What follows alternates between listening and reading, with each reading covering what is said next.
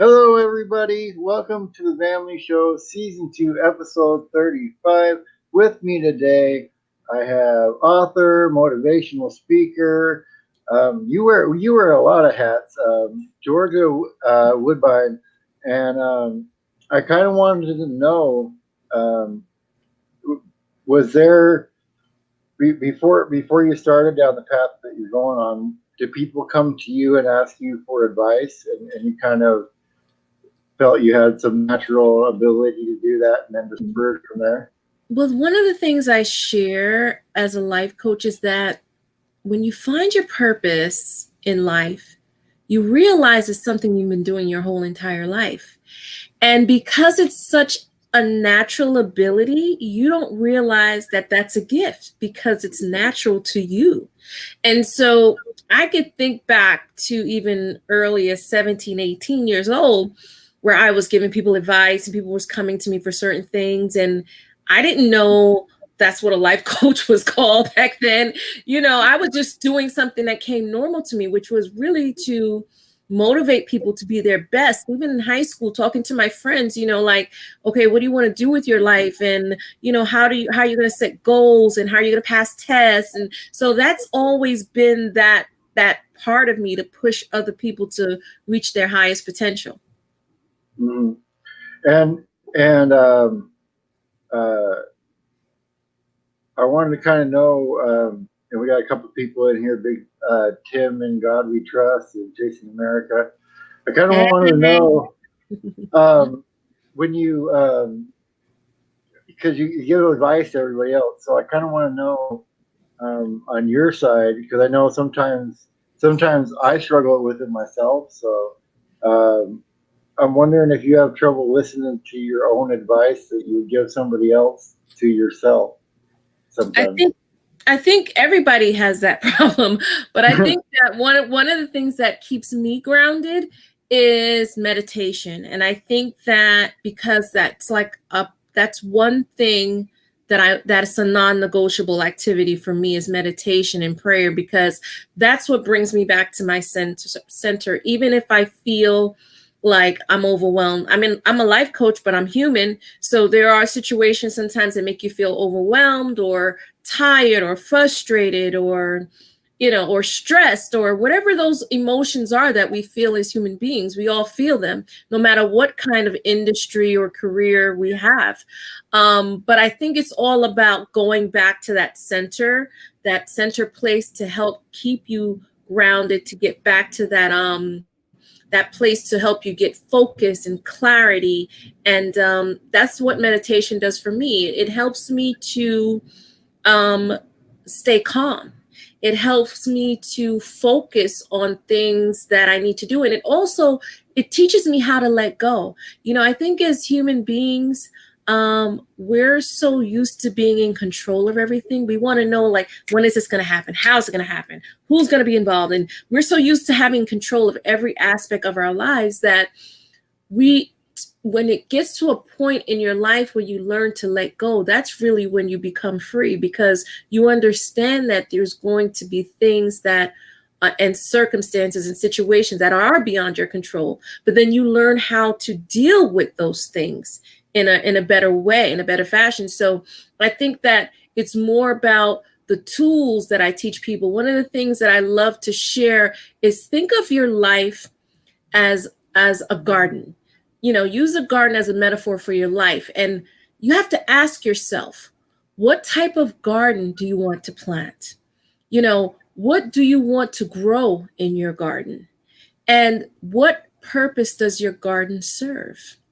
So think about your life like that, because when seeds are planted, first they grow roots, and then once they take roots, the small plant begins to emerge and eventually breaks through the soil. So I'm using these as analogies because this is really about life and transforming yourself. And how do you do that? When you say you want change, what action are you taking to change your life? Are you changing bad habits? Are you changing how you spend your time? Are you sowing the seeds? As you reap, you shall sow. So it's all about what you're planting in your life with what you're expecting to manifest. Right. And then along with that, if you're planting a garden, then if you continue with that metaphor, then whatever messages you're listening to and stuff like that would probably be the fertilizer that would grow that garden. And so if you use the wrong kind of fertilizer, you can burn those seeds up before they even turn into plants. Exactly, just as life. So you think about the stages, right? It's planting the seed, it's germination, it's pollination, it's reproduction, it's spreading the seeds.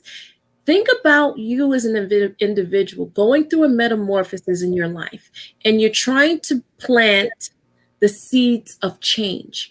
It could be change in a relationship, it could be change in your career, it could be change in your health. It can be change on any level, but what are you doing? What are you depositing? Like you said, the soil. If you're planting the wrong soil, you can't expect the plant to flourish. So think about what you're pouring into your life, and think about what do you need to do differently to change your life. And the first step to any change is to change your mindset, because if you can't change your mindset, you can't change anything else. So it's all about thinking about what you want and then how you approach getting those things that you want. Right. Right.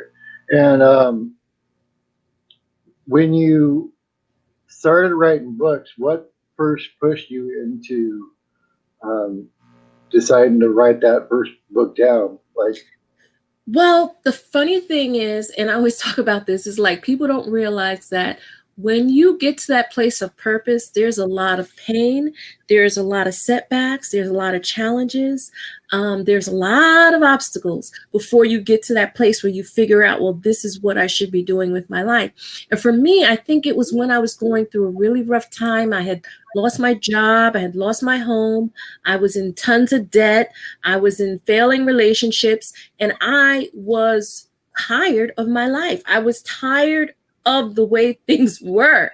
And I knew I needed a change. And I remember I was in my bathroom and I was sitting in the bathroom floor, just crying out to God, saying, God, help me. How do I change my life? Like, what do I need to do?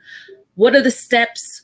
I just didn't know what was going on. My whole life was falling apart. But what people don't realize that things have to fall apart for them to come back together in transformation. You can't have change without things falling apart. That's the beginning of change, when things start falling apart, because you start to see things in your life. The things that used to make you feel a certain way, you don't feel that way anymore. The things that used to make you feel complacent doesn't make you feel complacent anymore. So then you're seeking after something else. It's something else that you want, something else that it's something that's missing. It's a piece of the puzzle that's not there, and you're trying to figure out, well, what is it? It's not a relationship, it's not money, it's not this, it's not your job, it's not, but it's something that's missing. And how do you get to that place to figure out, well, what is it that's void in my life? And so for me, that's what it was. And I remember having this dream. It was more like a vision, though. And I remember waking up and telling my mom about this dream, where I'm sitting in this room, and it's a dark room, and I'm sitting there alone. And in the dream vision, I'm afraid, and I'm sitting there by myself, and I'm just trying to figure out, like, why am I in this room alone? And I'm looking outside the window, and then all of a sudden it's like thundering and raining and cloudy, and I'm looking outside this window. I'm sitting in the room, and then all of a sudden the curtains start to just like move on its own. So in the dream, I want to jump up because of fear, because I'm like, but this is something different. What's going on? So something says, stay calm. And as I sit down and I look outside the window, all of a sudden it gets really sunny and really bright. And then I see like a mountaintop going up into the sky. And I'm sitting there like in a yoga position. My hands are like this. And then I see a faint hand go like this in the clouds, just to me. I see a form figure. I don't see a face, a hand, and it's a letter. And the letter says, do not fret nor worry. Everything you're going through is a test to make you stronger. I will grant you the desires of your heart. And so this leads to what really came about with the writing books, because I never knew, I knew I loved to write, but I never knew that I could become an author. I never knew that I had that type of talent. And I think that sometimes that was like a revelation for me, because sometimes in life we have gifts and talents and natural abilities and things that we don't even know, because we have never exercised those gifts or those talents. We've never used them. We've never been exposed to them. Some, like my grandson, he's been learning the piano since he was 9 months old. So if you don't put someone in a position to use their gifts at a very young age, and you don't, like you were talking about planting seeds, sow the seeds for them to develop, then they might not even know they have this gift. Mm-hmm. So writing was a gift that I didn't even know I had. I just knew that I loved writing and I enjoyed it. And it just, that was that vision, and the dream became my first book, meaning it gave me the revelation that there was something for me to do. I didn't know who, what, where, why, or when it was going to happen. I just knew that there was something stirring up inside of me that kept saying, I know there's more to my life. I know that this is not it. I know that I have a purpose. I know that there's something I'm supposed to be doing, but figuring out what that is. And that was my aha moment. Then I started writing books. Right. And Tasting America says you're a great speaker, and so does Papa Drew's RV. Oh, thank you. And I have to agree. I kind of wanted to know what made you decide to add speaking, and was there a person after reading your book or after speaking that came to you and told you that what you'd done maybe changed their life, and they actually chased after what they wanted to after what you shared? Yes. I think that the speaking piece came, I started, like when I first started out doing public speaking, I had a fear of speaking, okay? And I always tell people, you can't change what you don't confront. So for me, I had to confront that fear that I had of speaking in front of large groups of people. And so for me, I just started to be transparent about what I was talking about. And because I like, people always say, Georgia, when you speak, I feel something. It stirs something up in me. That's because that's my passion. I'm speaking about life experiences. I'm speaking about things that I'm passionate about. And so therefore, the fear that I had of speaking started to be reduced because I started to talk about things that I was passionate about. And that's one of the things I share with people as a public speaker, is that once you are speaking about something that you love and that you are passionate about, you don't have that feeling of, am I saying the wrong thing? Or what are people going to think?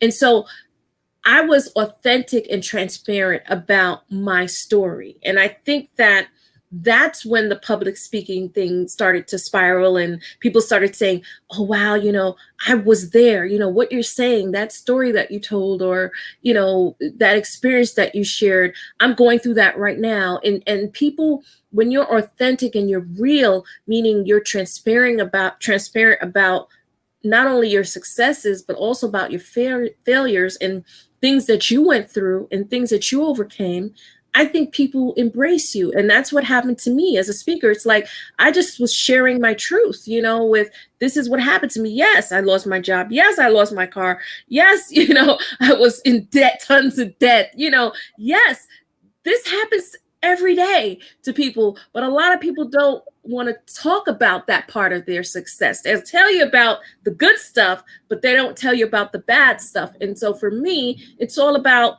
sharing my truth and telling my story, and sharing with other people that you have the power to change anything at any given time in your life. Anything that's not serving you, people, you have the power to change it. And it's all about you building yourself up to start thinking more positively about yourself and about your choices. Right. And that's it's hard to do too when you're stuck in a negative mindset. And I was depressed for a lot of years myself. Mm-hmm. And until you can get out of that cycle of negative mindset. And once I was able to, I could listen to motivational speakers like Les Brown and Freddie Fry Motivation, who I was lucky enough to have on here before and talk to, and now you. Mm-hmm. And you have to have the right mindset in order to be able to hear those kind of messages. Um, and I find that when you were talking about writing the book and you got to the point where you lost everything, and in that moment you said, "Hey God, I don't know what to do." It seems like that moment. It's almost like God waits for that moment for you to finally have the faith to say, "Okay, I don't know what I'm doing anymore. You You take drive the over. show. You Yeah, take you drive over. the show." I'm Because done. obviously, I don't know what I'm It's doing. not working. I'm not making any good choices. So here, you take Exactly. Exactly. And it's really about getting to that place of being humble enough to say you don't know. Um and being open to change. I think that as human beings we are so used to things being a certain way. Just think about this COVID-19, how it's changed so many things around us and how people have to learn and now adapt to ways of doing things. But see, adaptation is something that was built in us because we all have survival skills. It's just that if you're not forced to use those skills, they're just dormant. But we all have that innate ability to adapt. And I think that once you learn that you have that ability to adapt, you're not so fearful with making decisions and choices of change in your life, especially when there's change going on around you and change in your environment, and you realizing that, wow, I have no control over what's going on, not just in my life, but what's going on in my environment. I don't have control over, and learning to embrace that and find the positive things out of it opposed to focusing on the negatives. And so I think that for me, even as a life coach, that I couldn't do this if I didn't go through that own phase in my life of finding out, well, who is Georgia Woodbine? For years and years and years, people try to live up to other people's expectations. They become something that somebody else wants. Like your parents, when you were born, they gave you a name, but you didn't come up with that name. They gave that to you. So that's who you became. When you started that job, they gave you that title based on the skill set and the education that they thought you had and experience. They gave you that title. You didn't come up with the title. So all the things that you think about in life, even when people think about how they label us, we're always being labeled. Oh, you're this, you're that, you're this, so there's so many things that society creates for us. People don't have time to figure out, well, who is true self? Who is this person underneath, the job, the education, my parents, all these other things that society puts on it to create the character that you're supposed to be. Who are you really? And if you don't really take the time out to start digging deeper to finding out that, no, I'm not doing that. That doesn't even align with who I am and what makes me happy. It's all about pleasing other people, but not about pleasing yourself. And when you get to that place of true self, you realize that it's not about other people. You don't worry about what people think about you or how people are going to look at you or how people are going to judge you, because you become confident. You become not just thick skin, you become comfortable in your own skin. But it's a process to get to that. You're not always there. It takes time to build up that self-confidence. It takes time to, like we were talking about, positive self-talk, really working on you. And for me to get to this level where I can actually, teach other people how to change their mindsets to transform their life, which is actually my mission statement.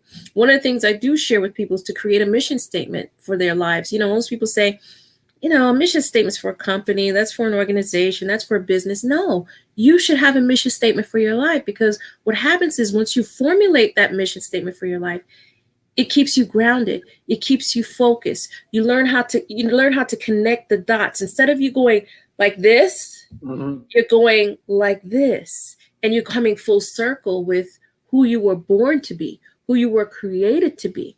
And then you figure out, well, this makes me feel good. Yes, because this is what you were born to do.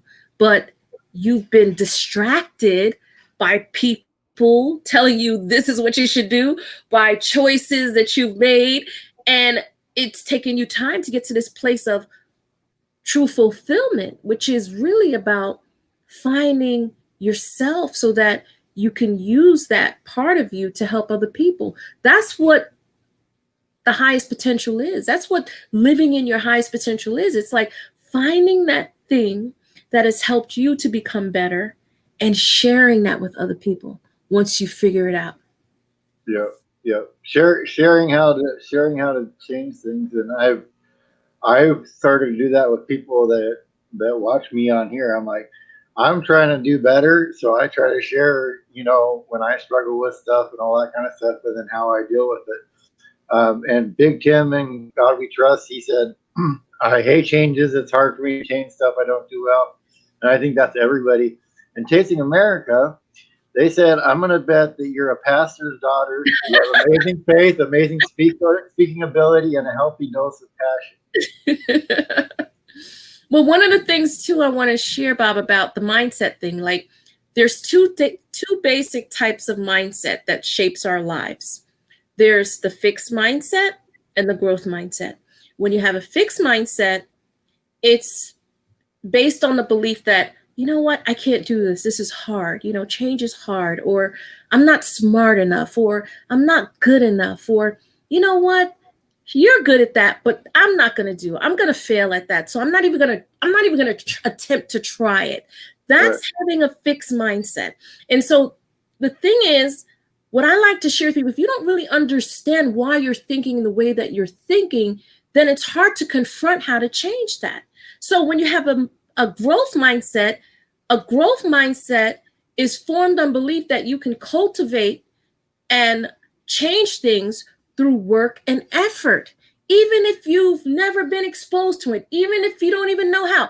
Think about right now what's going on with technology and people that's never had used a computer now having a Zoom to teach students, to do meetings, to do conferences. Like, you have to teach yourself something new.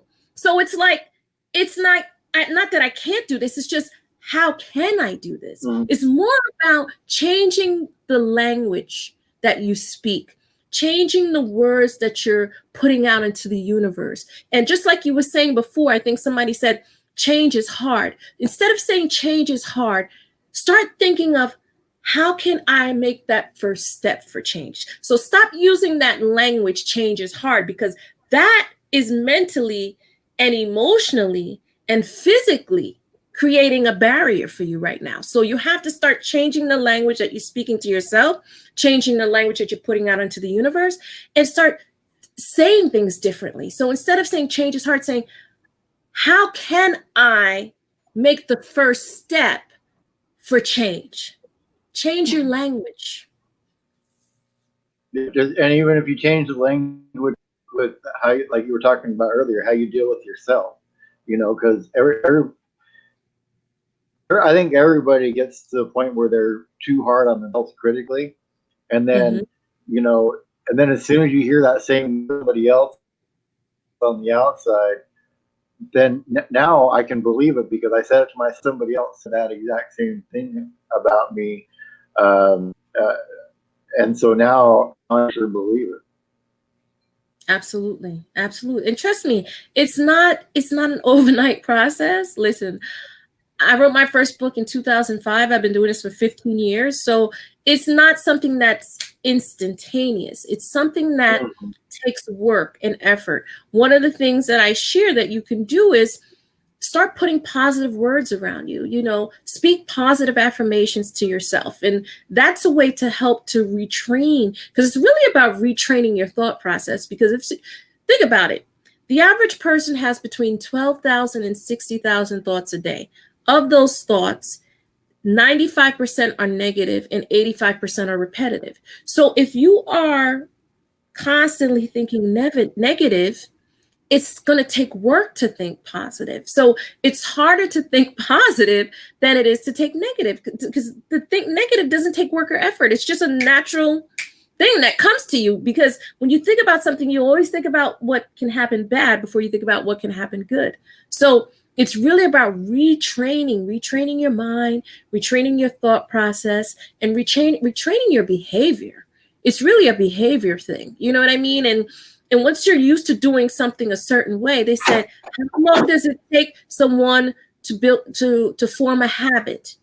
21 days. If you do something 21 days consecutively, that's forming a habit. So if you drive somewhere 21 times, you're going to know where to go because you're doing it, and your brain just automatically just recharges in there. So that's the same thing Right. about speaking affirmations about your life and forming new positive habits and trying to remove those negative habits. Yeah. Yeah. And it does. It takes work to do it, and that's one of the things I told people. That I learned in therapy was just having the tools to recognize when something was going on, and then how to channel those feelings is probably one of the best things I learned in therapy. But I kind of want to know from your side and experience maybe in your own life. It seems like anybody that hasn't experienced like any chaos in their life or any trouble in their life, they're really having a hard time with the world right now. And for me, it's like, oh, the whole world's dealing with what I've dealt with a lot of my life. This is easy for me. I'm fine. I don't know why you guys are all freaking out. What are you guys complaining about? It's so funny you say that, Bob, because I was thinking the same thing. I was like, wow, look at how God works. He's using me at this particular time. I've already went through those feelings of loss, loss of a loved one, loss of a job, loss of this, loss of that. So yeah, so I do. People are like, why are you so positive? Why you, when you experience going through loss and you experience those emotions, you are able to deal with things differently. You know what I mean? And so, like you were saying, it's like you're in a different mindset because you've already experienced those feelings of not having control, or of disappointment, or of pain, or of anger, or whatever those emotions that you feel that makes you feel bad, because it's really those emotions that draws that negative thinking that makes you feel a certain way. So I think that right now, with what's going on, I think for sure we are definitely experiencing a consciousness level shift, meaning that people are starting to, it's taking them a while, but I think they're starting to learn that, wow, we really don't have control. Wow, what's really important? Family, spending time with my family, like this whole COVID thing. I've never seen so many people in parks with their children. I've never seen, it was just like people going for walks. I've never seen so many people out going for walks. You know what I'm saying? That's something I like to do because that's something that gives me tranquility, when I go out for a walk, and I get, God speaks to me, when I'm out in nature, and I love being out in nature. But a lot of people, they're so inundated by all the things around them that they don't take time out to appreciate those small things. And I think now is a time when people are being forced to learn how to appreciate those things. I'm not saying that's what they want, but I'm saying because of what's going on, they're being forced to look at life differently. They're being forced to think differently. They're being forced to act differently. Yeah. Yeah. And you write in your first book in 2005. Mm-hmm. I mean, if we go back, people don't seem to or put this all together, but if you can't realize that you should realize that you're not in control ultimately. We went from what happened in 2001 and a terrorist attack to now this, and we've had financial stuff in between, all kinds of stuff. And so it's almost like a Groundhog Day, where after it happens, like 3 4 months, people go, "Oh, it'll be like this forever," and it's like, have you guys not been awake for just the last 20 years, let alone the last century? That's even crazier, but just the last 20 years. I know. It's like, it's there's so many different lessons to come from this. And one of the things I want to share too is a famous quote, and it's by Earl Nightingale. And the quote says, "Whenever we plant in our subconscious mind and nourish with repetition and emotion, will one day become a reality." And I believe that that quote speaks volume, because whatever we spend our time thinking about, whatever we put our emotions and feelings to, is what we create. So we can choose to let COVID-19 paralyze you or liberate you. You have a choice. You have the freedom of choice right now, to freedom of choice of not what's going on in your environment, but freedom of choice of how you feel, how you respond, how you react, how you adapt. You have that freedom. No one can take that away from you. So it's really about looking at how you can change the way you feel and the way you see things, and you can change your perspective as long as you're willing to work on yourself. Because I don't think you really start to get a change perspective about life until you work on yourself. Because there's just no way to jump ahead or abort the whole process of transformation. When you think about a plant, like we were talking about all the different processes, planting, germination, pollination, reproduction, spreading the seeds, there is a process. There's a process before you get to that place where you can say, you know what? I understand what's going on. It's scary. I know we don't understand it. I know we've never experienced this in our lifetime, but there has been pandemics in the past. There was the Spanish flu.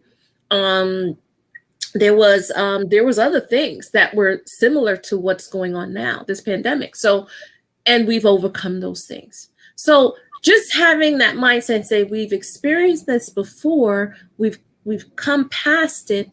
What can we learn from this? What can we take from this moment in time? I think there's going to be a lot of great stories being told of how people started businesses, of how people found their passion, of how people found a way to help others, just so many great stories that's going to come from this, and really using this as a positive time, opposed to looking at it negatively. Right. And I had a conversation with an actor a little while ago, and talked about how it could be another great, almost a renaissance for art, because Shakespeare wrote most of his plays during the plague, when that was going on. So I think it sucks right now, but when everybody's forced to slow down, and now everybody's inside, or whatever, people that have this creativity inside of them now have an opportunity to finally, they have the time, they don't have an excuse, they have the time to actually Exactly. do it now. Exactly. So who knows what we're going to get out of it. Who knows? That's what I said. There's going to be a lot of great stories being told. I know people can't see that far, and they can't see past what we see right now. But, I only share that from my personal experience in my life, when I was going through some hard times and I couldn't see past that moment. You know what I mean? It's like you just see what you see, but you can't operate from just the physical eye, because the physical eye can deceive you. The physical eye can distract you. The physical eye can, come in as an imposture to really make you think something that's really not. So it's really about identifying what's real and what's not. Right, right. And I also look back, when I think about it, like my grandparents, and and parents and stuff like that, they always had stories of when it was tough or in the depression and stuff like that. But they also had the stories of coming together as a family and everything. So I think you're right. It's gonna be like that, and people that have kids right now, you might. I think people are looking at like, oh, they don't get to hang out with their friends in school and stuff like that. They're gonna have memories of, oh, hey, remember when we got to hang out as a family that whole You're time? gonna appreciate it so much Yeah. more. What happens, when you don't have something, you learn to appreciate it.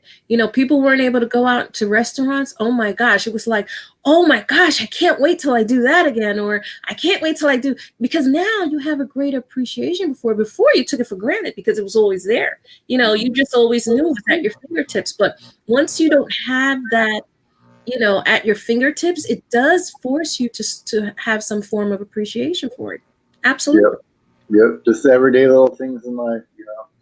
And what is the current book that you have out right now? My current book is called Total BS, and it's not the BS you're thinking. So BS stands for body and soul, and Total BS is more about, finding out about one's true self. Peeling away preconceived notions of what we think happiness is, removing those layers of self-doubt and fear that really prevent you from living in your highest potential, and really about learning how to live a happier and healthier lifestyle right now with what you have, and not waiting for something to happen or for you to attain some material thing to say, okay, then I'll be happy.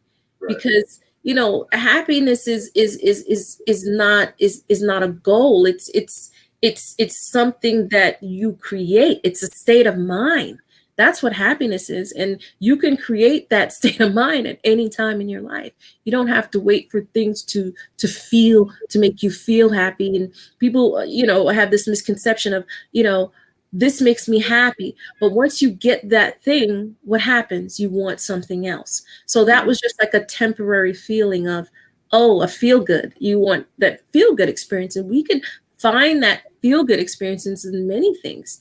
Could be an appreciation for music. It could be an appreciation for nature. It could be appreciation for artwork. It could be appreciation for whatever it is that makes you feel happy, puts you in a happy place. That's one of the things I share with a lot of my clients, is that focus on the things that make you feel good. When they say to me, you know what, I don't know what my purpose is. I don't know why I'm here. I don't know what I should be doing. I say, what makes you happy? What makes you feel good? What gives you a zest for life? What gives you great enjoyment or great anticipation for life? Mm-hmm. That's what you need to focus on. Yep. And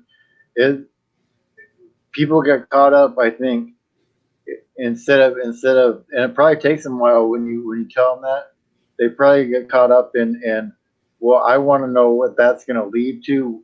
I want to know exactly. Okay, this makes me happy, but I want to know a job that I can go to apply for or whatever. that. It's like, no. Just start with what makes you happy, right? And then it'll come the rest of the way. It'll unfold like a butterfly. Mm-hmm. It'll just like everything will start to unfold. It'll start to make sense. But it's also about you as an individual doing the work. You cannot, like I said, you cannot change what you don't confront. You have to confront it first before you can make that change. Yep. And if you don't, it will never change. And you can get all her information on the website, GeorgiaWoodbine.com. And can also, if you'd like her to be a life coach, you can get her to be your life coach. And all that information is there on her website. And once you are doing speaking engagements again, I'm guessing you'll have that information on there as well. Yes, and I do want to share a free gift with your audience. And that free gift is the 5 secrets to turn your passion into profits. It's a free guide. You go to my website, www.georgiawoodbine.com. You put your name, you put your email in, and I will be sending you that free guide through email as soon as you fill out that form. Awesome, awesome. So everybody here that's trying to do YouTube as not only your passion but your profit, there you go. And I appreciate that very much. Oh, no problem. Yeah, and everybody here, so you go over there to georgiawoodbine.com and check it out. And I want to say thank you for being here today, and everybody that's been in here listening. Stick with me for 1 minute, and everybody. There's somebody else's story, like I tell you at the end of every show. You can be like Georgia, and you can stop waiting for life to happen and make life happen, and get it done. But you got to get the work in, like she was saying. So until next time, guys. Thank you very much for tuning in on this. Thank you.